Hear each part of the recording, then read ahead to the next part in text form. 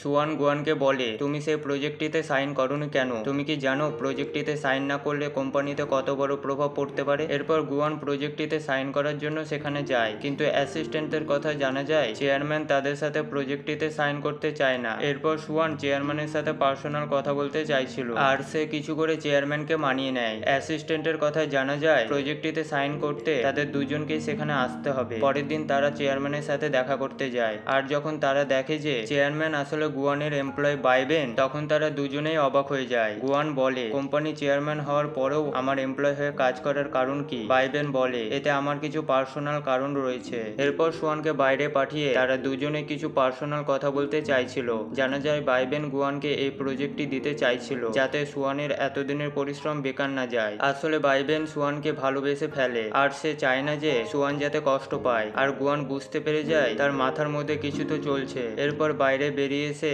Swan তাকে বলে, প্রজেক্টটি পাওয়ার খুশিতে আজকে পার্টি দিতে হবে। পার্টিতে সুয়ান বলে, আগামী 3 দিনের ছুটিতে আমরা বাবার বাড়িতে যাচ্ছি। তখন গুয়ান বলে, আমিও তোমার সাথে যেতে চাই, কিন্তু সুয়ান তাকে সরাসরি মানা করে দেয়। কিন্তু গুয়ান সুয়ানকে ছাড়া থাকতে পারে না, আর তার কথা খুব মনে পড়ছে দেখে বন্ধুকে নিয়ে তার বাড়িতে যায়। কিন্তু বাড়িতে বাইবেন চলে আসবে সেটা সুয়ান ভাবতেও পারেনি। জানা যায় বাইবেনের এখানে কিছু কাজ থাকায় সুয়ানের সাথে একবার দেখা করতে আসে। এরপর বাইবেন দরজা খুলে দেখে গুয়ান এসেছে। তখন গুয়ান বাইবেনকে দেখে অনেক রেগে যায়। সুয়ান যখন তাদেরকে তার বাবার সাথে মিট করায়, তখন তার বাবা গুয়ানকে অনেক চাটে আর বলে, তোমার জন্য একবার আমার মেয়ে বদনাম হয়ে গিয়েছিল। কিন্তু তার বাবা বাইবেনের অনেক প্রশংসা করে, কিন্তু পরে যখন জানতে পারে গুয়ান কোম্পানির বস আর তার মেয়ে গুয়ানের কোম্পানিতে কাজ করে, তখন তার বাবা লজ্জায় পড়ে যায়। সুয়ানের বাবাকে বাইবেনের সাথে বেশি সময় কথা বলতে দেখে গুয়ানের অনেক রাগ হয়, কারণ সে গুয়ানকে পাত্তাই দিচ্ছে না। এরপর বিরক্ত হয়ে গুয়ান বাইরে চলে যায়।